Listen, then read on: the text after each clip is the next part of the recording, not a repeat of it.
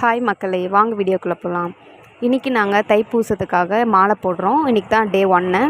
சரி, அதனால் எங்களுக்கு இங்கே பக்கத்தில் வந்து கொடுமுடி மகுடேஸ்வரர் கோயில், அது ரொம்ப பிரசித்தி பெற்ற கோயில். சரி, அங்கேயே போயிட்டு மாலை போட்டுக்கலான்னு சொல்லிவிட்டு காலையிலே நேரமாக எழுந்திரிச்சு குளிச்சுட்டு நானும் எங்கள் சித்தியும் கிளம்பிட்டோம். அங்கே போயிட்டு சாமியை கும்பிட்டு சாமியோடைய மாலை போட்டுட்டு நெக்ஸ்ட்டு வந்து கோயில் ஃபுல்லாக சுற்றிட்டோம். ஏன்னா கோயில் ஃபுல்லாக ஒரு 3 டைம் சுற்றினாலே நமக்கு அது ரொம்ப ஒரு டிவோஷனலாக ஒரு வைப் நமக்கு கிடைக்கும் அப்படிங்களா. அதனால் என்ன பண்ணோன்னா, கோயில் நல்லா சுற்றிட்டு பக்கத்துலேயே வந்து ஒரு மாரியம்மன் கோயில் இன்றைக்கி வந்து பூச்சாட்டுதல் வச்சுருந்தாங்க. அப்போ வந்து சாமிக்கு கண் திறக்கிறது, அதுக்கப்புறம் கோமாதா பூஜை, மாடு வந்து கன்றுக்குட்டிக்கு பால் கொடுக்கறது, இந்த மாதிரி ரொம்ப ஒரு நெகிழ்ச்சியான விஷயம்லாம் இன்றைக்கி நடந்துச்சு. ஃபஸ்ட்டு டே அதுமா மாலை போட்டது எங்களுக்கு இதெல்லாம் பார்க்குறது ரொம்ப கடவுள் கொடுத்த வரம் மாதிரி எங்களுக்கு இருந்துச்சு.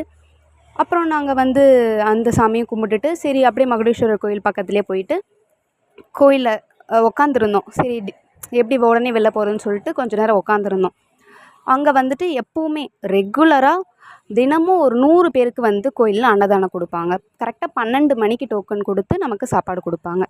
அப்படி அங்கேயும் கொஞ்சம் நேரம் மக்களோடலாம் உட்காந்து பேசிட்டு 100 பேர் கொடுப்பாங்க. அவங்களோட உட்காந்து பேசிட்டு அதுக்கப்புறம் டோக்கனை வாங்கி சாப்பிட்டுட்டு எப்போவுமே நாங்கள் வந்துட்டு கொடுமுடி மகுடேஸ்வரர் கோயில் போனால் ஆற்றுக்கு போகாமல் நாங்கள் வரவே மாட்டோம்.